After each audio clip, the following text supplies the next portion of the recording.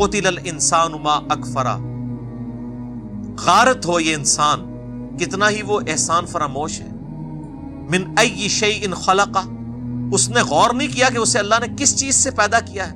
من نطفۃ خلقہ، ایک نطفہ منی کا، خلقہ فقدرہ، اس سے پیدا کیا اور اس کے لیے ایک اندازہ مقرر کر دیا.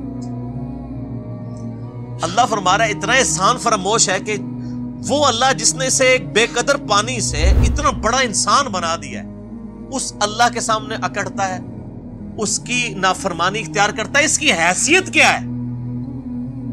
ایک بے قدر پانی جس کا ذکر کرتے ہوئے بھی لوگ کراہت کے ساتھ ذکر کرتے ہیں، عموماً اپنی گفتگو میں اس پانی کا ذکر کرنا گوارا نہیں کرتے.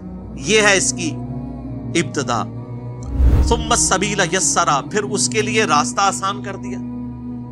ایک معنی اس کا یہ ہے کہ اللہ تعالیٰ انسان کو کس طریقے سے پیدائش کے اس مرحلے سے گزارتا ہے اور ایک راستہ آسان کر کے وہ دنیا میں آ جاتا ہے، اور ایک یہ ہے کہ زندگی میں اسباب اسے مہیا کرتا ہے کہ وہ یہاں پہ زندگی گزارے.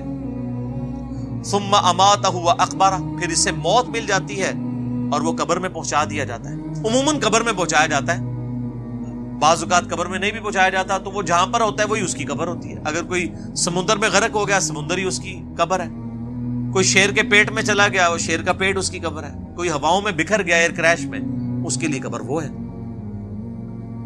ثم اذا شاء انشرا، پھر جب وہ چاہے گا اسے دوبارہ زندہ کر.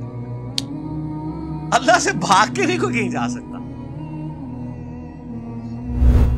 اب تو کہتے ہیں کہ مر جائیں گے، مر کے بھی نہ چین پایا تو کدھر جائیں گے. مر کے بھی چین نہیں. دیکھیں نا، آپ لوگ خودکشی کر لیتے ہیں، وہ جو خودکشی جس نے کر لی وہ تو مارا گیا.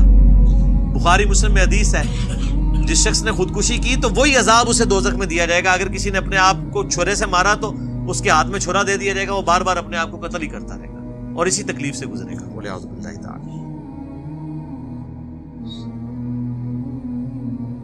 کلا لما یقضی ما امر، یقیناً وہ بجا نہ لایا جو اللہ نے اسے حکم دیا تھا. یعنی قیامت کے دن نافرمان کا نقشہ کھینچا جائے. فَلْيَنظُرِ الْإِنسَانُ إِلَىٰ طَعَامِهِ، کیا انسان نے اپنے کھانے کے اوپر کبھی غور نہیں کیا؟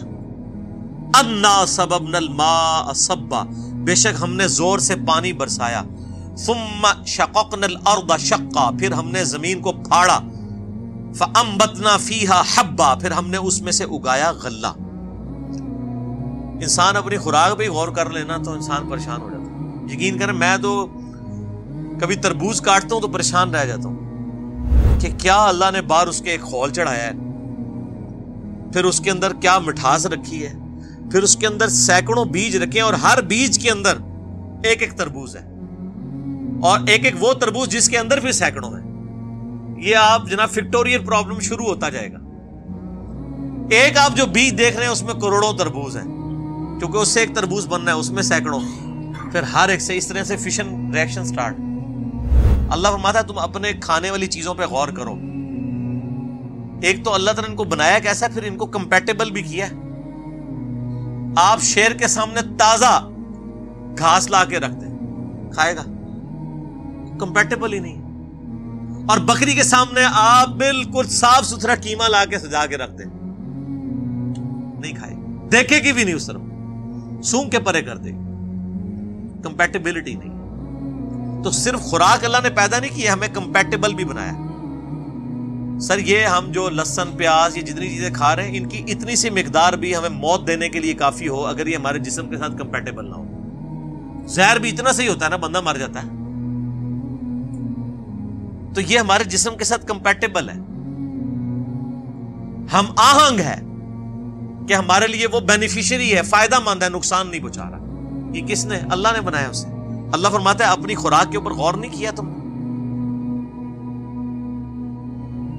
کس طرح ہم نے زور سے پانی برسایا، پھر زمین کو اچھی طرح پھاڑا، پھر اس میں سے اگایا غلہ.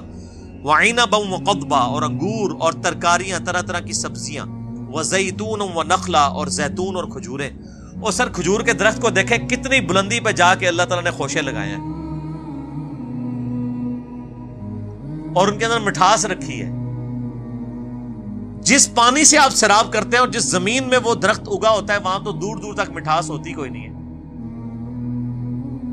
نمکیات ہی ہوتے ہیں، اور کیا زبردست کھجوریں لگتی ہیں،